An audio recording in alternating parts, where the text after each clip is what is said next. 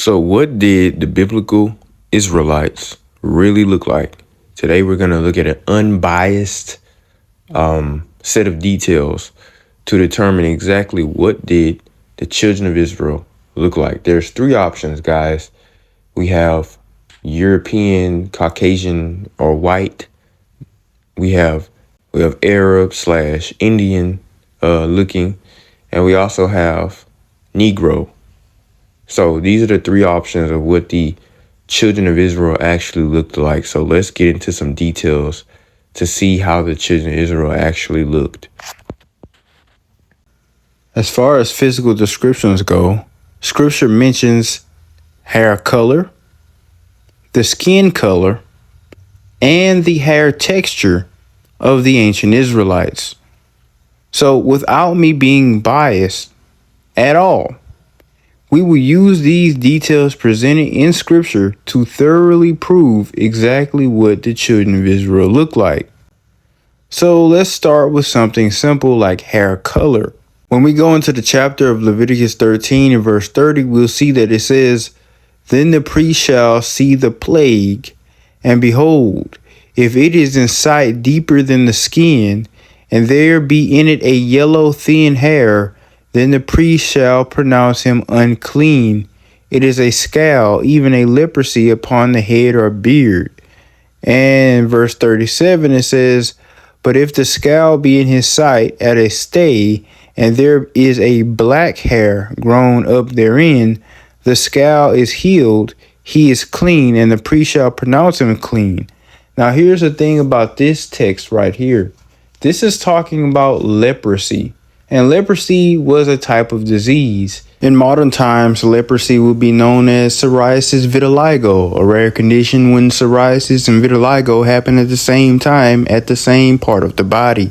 Vitiligo is known to cause the hair to turn white or yellow depending on how much melanin was lost from the skin. The important part of this is the fact that it says if the hair be black, then he is clean.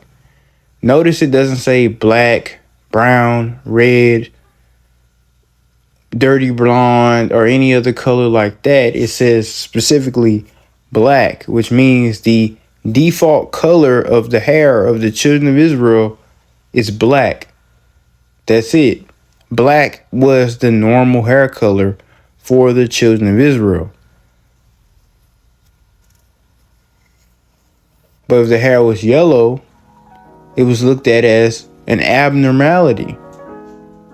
Also, the blonde hair mutation, or the KITLG mutation, originated in Western Russia. And this mutation spread throughout Europe and today can be found mostly in Northern Europe, nowhere near any biblical locations.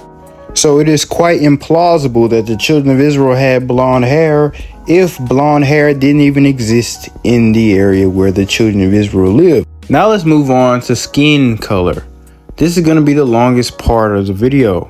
The genetic mutation for white skin, also known as the SLC24A5 gene, originated somewhere north of the Black Sea. This mutation would have spread throughout Europe and did not leave Europe until the Hellenistic period about 2,300 years ago. So again, it's highly implausible that the children of Israel would have carried this mutation, being that this mutation did not exist in their land that they lived in at the time. So let's get into some scriptures that are specifically describing the skin complexion of the ancient Israelites. When we go into the book of Lamentations, chapter 4, verse 8, it states, "Their visage is blacker than a coal." Visage means appearance, means how they physically look. It says, "Their visage is blacker than a coal. They are not known in the streets. Their skin cleaveth to their bones. It is withered. It has become like a stick." This is Jeremiah describing the state of the Judites when Nebuchadnezzar was besieging the city of Jerusalem and a people starved.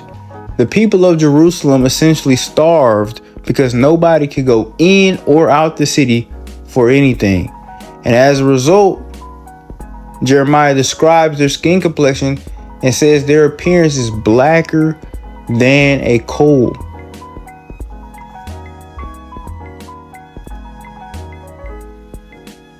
Now understand that hyperpigmentation is a side effect of malnourishment, because when the body lacks vitamin B12, proper melanin production can no longer be regulated in the body, so you just start spewing out melanin in random parts of the body, making you darker and darker and darker in appearance.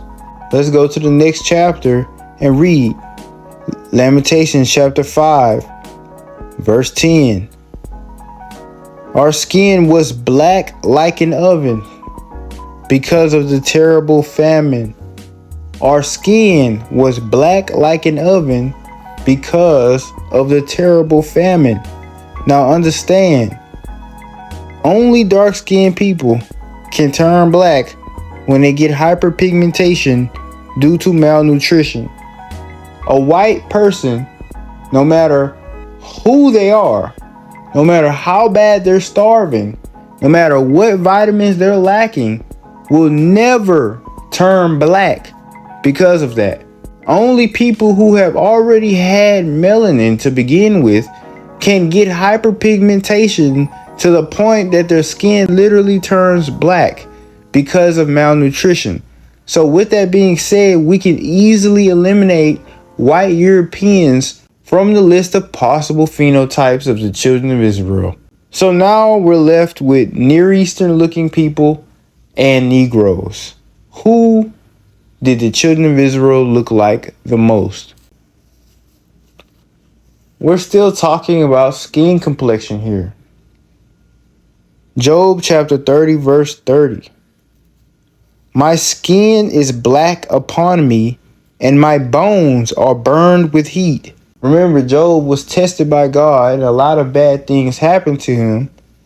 And one of the things that happened to him is the fact that he was driven away from his home. He was homeless. And when Job was homeless and out in the heat of the sun, his skin turned black. Now, Job himself was not an Israelite. He was actually from the nation of Aram. But that's still Shemitic, just like Israelite is Shemitic, right? We come from the same father, Shem. However, the book of Job was written by an Israelite. It was a part of our collection of Hebrew scrolls found in the Holy Temple. An Israelite scribe and poet wrote the book of Job. So they were writing from their own perspective, from their own knowledge. They knew that that's what happens when a person goes out and mourns in the sun. When they live in the wilderness with the owls and with the dragons, they know that's what happens. Their skin will get darker. So they wrote that based on their own knowledge of what happens when you go out in the sun. His skin will turn black. Now, again, this is the story of Job. They are writing about Job. But again, this is a poetic book written by Israelites. So they added that part in there. Job did not necessarily say that with his own mouth. This was a book written by Israelites, and it's a poetic book. Okay, do we understand what I'm saying? So if an Israelite wrote in Job's perspective that my skin is black upon me, that means this same phenomenon would have to have happened to Israelites as well, because they're taking this from their own knowledge when they wrote this book. Now you have to already be dark brown to turn black in the sun.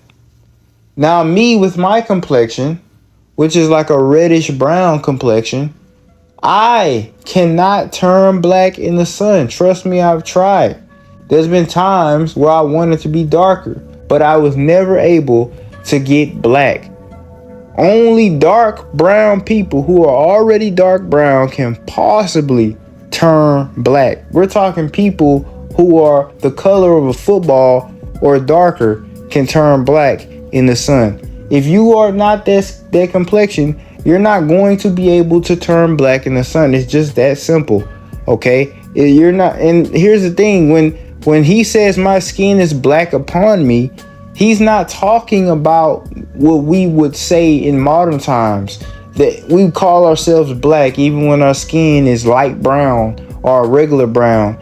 No, if you see them calling themselves black in scripture, that's literal. They didn't have these social terms that we have today. So with that being said, again, Europeans, of course, we know, are eliminated from the list. There's no way that the biblical people could have looked like white Europeans. So we're still dealing with Near Eastern people and Negroes. Who did the children of Israel look like the most? And this is not really going to differentiate between the three groups that we have left, which is Negroes and Near Eastern people, including Arabs and East Indians. We know that their skin was dark brown. So let's continue to prove that. However, when we get into hair texture, which is coming up later in this video, we'll definitely be able to definitively eliminate another group of people and figure out exactly who the children of Israel would have looked like. But let's look at this verse in Song of Solomon so that we know more about the skin complexion of the ancient children of Israel. Now, King Solomon's favorite wife says she turned black from working in the sun as a child. She says, "I am black but comely, O ye daughters of Jerusalem, as the tents of Kedar, as the curtains of Solomon. Look not upon me because I am black, because the sun have looked upon me. My mother's children were angry with me, and they made me the keeper of the vineyards, but my own vineyard have I not kept." Now understand this. It's very simple. Only a dark-skinned person can turn black in the sun. Melanin can only increase so much, right? We can't just produce as much melanin as we want to just because we sit in the sun. You have to have a certain genetic profile in order to turn black in the sun. So if Solomon's wife turned black in the sun, she must have already have been ebony complexion before that. A lot of people will say, well, Solomon's wife was not an Israelite. Well, in the book of Song of Solomon, it's very unlikely that this whole book was about Solomon and his heathen wife, because Solomon calls his wife his sister, which insinuates that she was also of the family of the children of Israel. There's no text at all whatsoever that even indicates the slightest that Solomon's wife in Song of Solomon was of another nation. All we know is that she was not from Jerusalem. She was from another place within the land of Canaan. In our Hebrew text of the Old Testament, we'll see Aaron had a grandson. Aaron, the brother of Moses, had a grandson named Phineas or Phinehas. And his name translates to potentially the Egyptian P-Nahasi, which means the Negro. The Negro. However, I doubt this, because if Phineas was a Negro, then that means they all would have been Negroes. So why then would you name one child the Negro? It just doesn't make sense to me. So I doubt that his name means the Negro. So let's not jump to conclusions here. However, the Hebrew version of his name, see, the scholars don't know if his name is Egyptian or if it's Hebrew. I think it's Hebrew, and this is what I lean towards most. The Hebrew version translates to mouth of brass.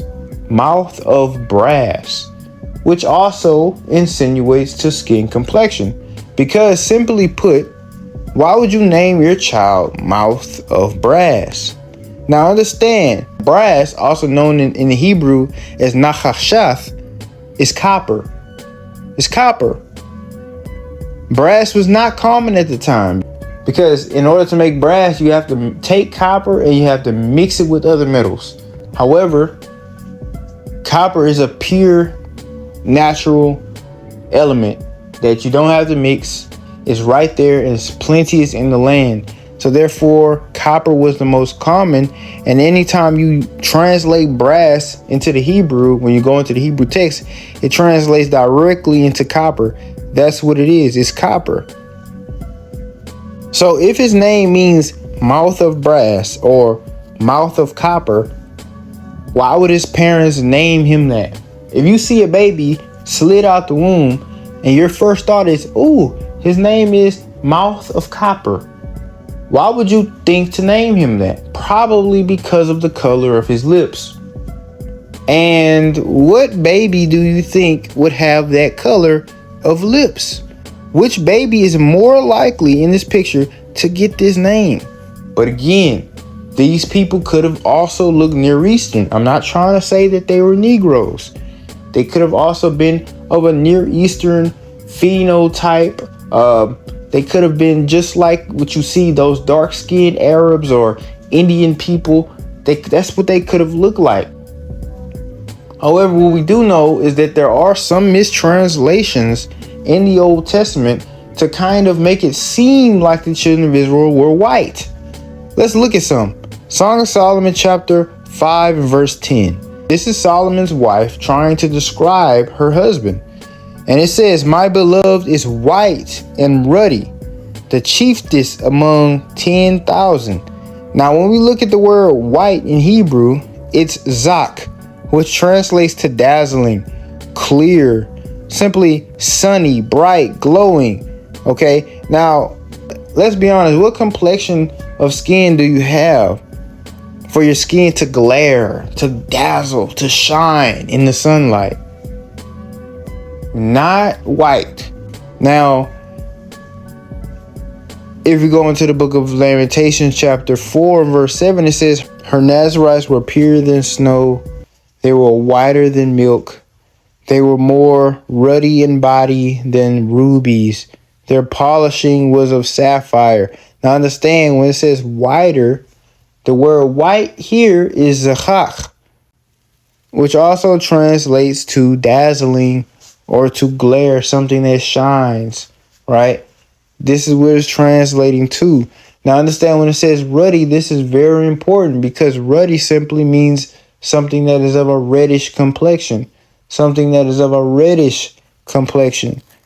Now, if you look up a ruddy cow or a ruddy horse, you'll see brown cows and brown horses. It's just that simple. David was called ruddy and Solomon was called ruddy.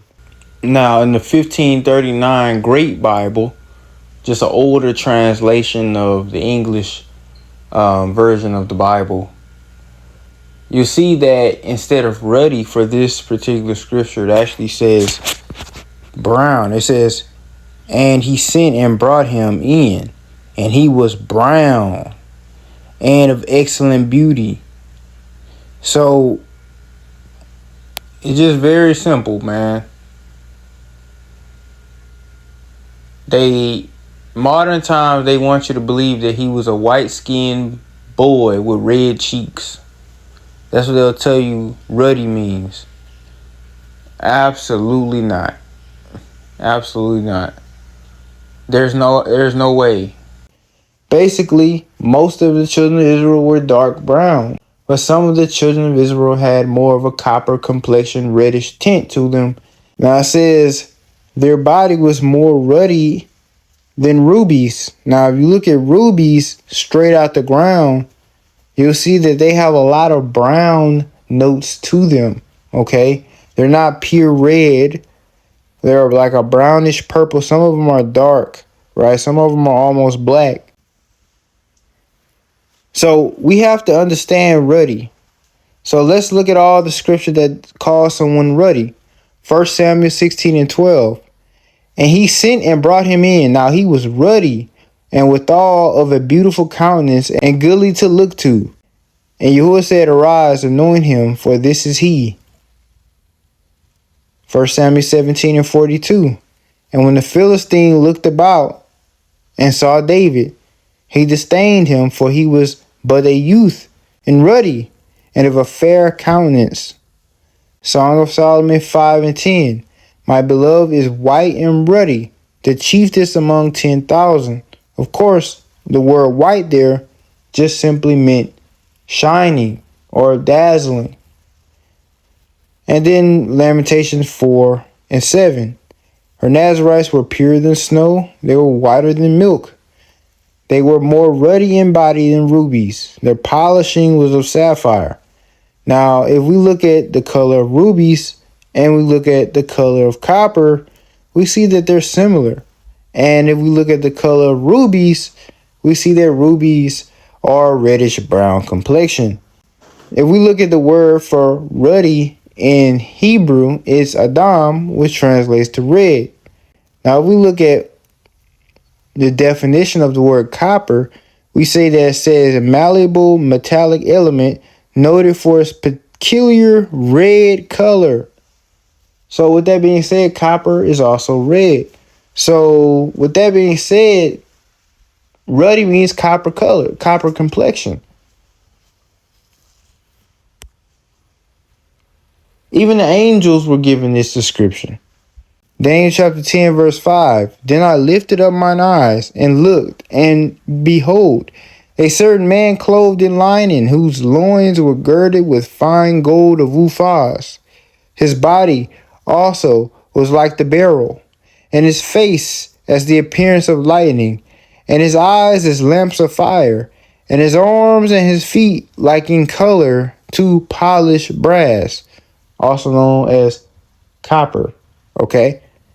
In Joshua chapter 5, in verse 13, and it came to pass when Joshua was by Jericho that he lifted his eyes and looked, and behold, there stood a man over against him with his sword drawn in his hand.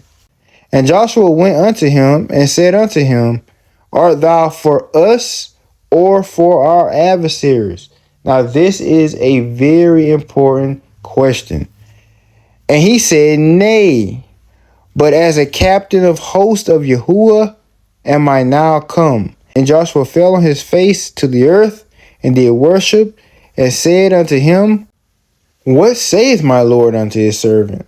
Now this is very important, because Joshua sees this angel, the top angel, by the way, and he asks this angel, Are you for us or for our enemies? Which means, are you of the children of Israel, or are you one of those Canaanites? Meaning that this angel looked like the children of Israel and the Canaanites. They must have all looked the same. And if we know anything about the Canaanites were from the line of Ham. And all scholars agree that Hamites are the darker complexion people of the earth, especially the Africans, right? So if Hamites look like that, and we know they look like that, and Canaanites are a type of Hamite, and he asks this angel, Are you a Canaanite or an Israelite? That must mean that the Israelites look like the Canaanites, and the angels look like the Israelites, which means that the Israelites must have looked like a dark race of people, and the angels as well. So let's really talk about it.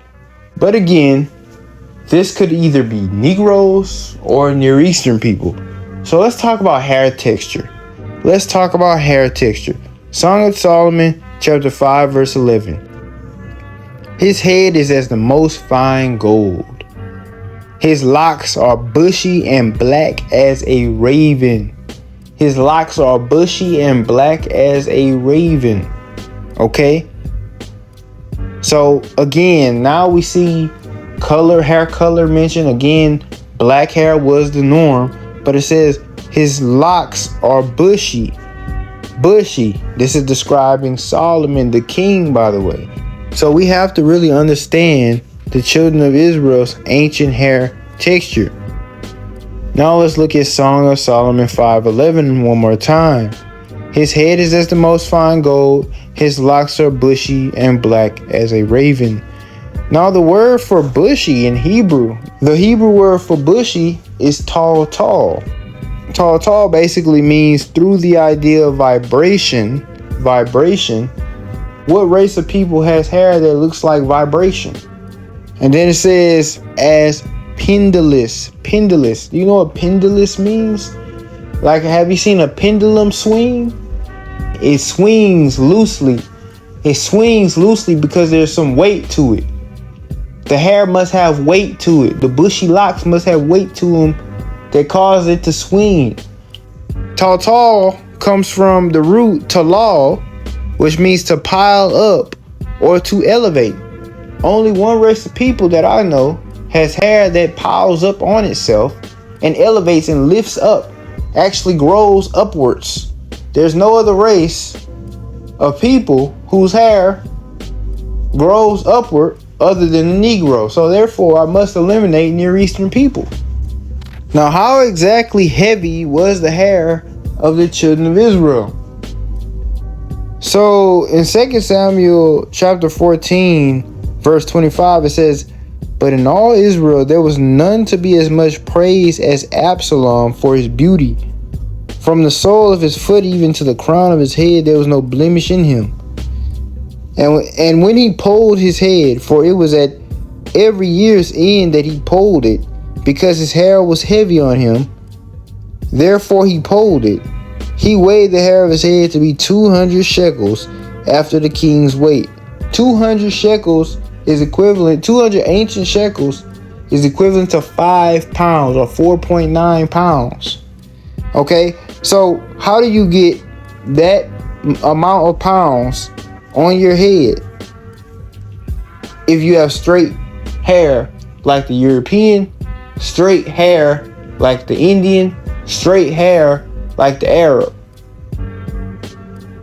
You would have to have dreadlocks in order to have 5 pounds of hair sitting on your head, because dreadlocks is the only hairstyle that retains shedded hair. So as the hair sheds day by day, dreadlocks hold all that shedded hair and it doesn't let it go. You shed 100 hairs per day. So if you had locks for years upon years, you're gonna have thousands, if not millions, of shedded hairs in your locks, and your locks are gonna get really heavy.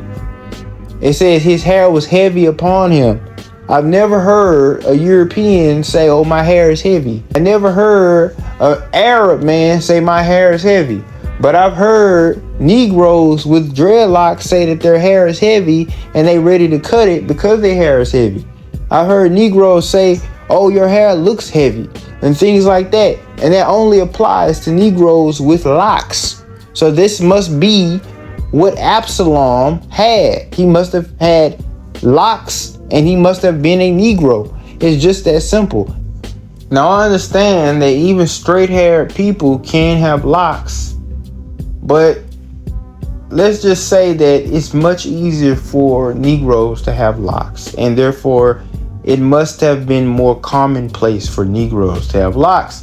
Simply, our hair locks up on its own very quickly, and we can simply finger twist it into locks by ourselves.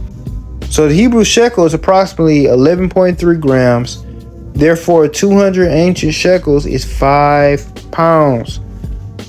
5 pounds of hair on your head is insane, guys. Insane. Even when we look at how Yah himself, how the Most High, the Creator, God himself, when he appeared to people in dreams and visions, he appeared in visions and in dreams to people in the form of a man who, of course, I don't believe the creator of the universe is actually a person, right? However, I do believe that when he wants to appear to somebody in a vision, he always takes the form of a person. Or when he wants to appear to somebody in person, he's gonna take the shape of a human being, because we wouldn't be able to comprehend his true appearance, and plus if we were to see his true form, we'll die. So he would have to take form of something that makes sense to us, which would be a human, specifically a male human, because he takes on that fatherly role for the children of Yasharal and for the world. So with that being said, this is how he decided to appear to humanity. This is how he decided to appear to Daniel. In the book of Daniel, chapter 7, verse 9. "I beheld till the thrones were cast down, and the Ancient of Days did sit, whose garment was white as snow, and the hair of his head like the pure wool." The hair of his head like the pure wool. Wool from a sheep, as we know, is very similar to the hair of the Negro. In fact, during slavery, they would cut our hair repeatedly and use our hair as extra wool for the stuff they pillows. They even make clothing, etc., etc. You know, they treat us like sheep. Now, before I let you guys go, I must let you guys understand that Solomon's wife said, I am black and beautiful, not black but beautiful, because that's subtle racism through purposeful mistranslation of the scriptures. Because if we look at the Paleo-Hebrew text for Song of Solomon, the part that says black but beautiful, it actually translates to Shakora Ani U Naua, which literally translates to black I am and beautiful. Black I am and beautiful. Now, when we have the Vav prefix, as we see in front of the word beautiful, Naua, notice the prefix U in front of it. That shows that it's saying and or yet. It's not saying but. It's not saying but. To say black but beautiful insinuates that it's not common to be black and beautiful. So, with that being said, she says, I am black and beautiful.